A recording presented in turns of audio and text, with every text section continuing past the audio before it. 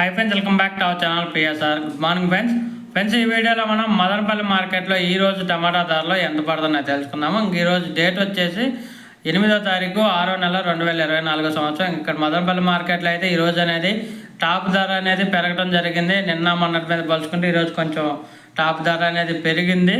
ఇంకా ధర విషయానికి వస్తే ఈ తార్ రకం క్వాలిటీ 300 రూపాయల నుంచి 700 రూపాయల దాకా కొనుగోలు చేస్తున్నారు. 300 రూపీస్ టు 700 రూపీస్ దాకా అయితే కొనుగోలు చేస్తున్నారు తార్ రకం క్వాలిటీ.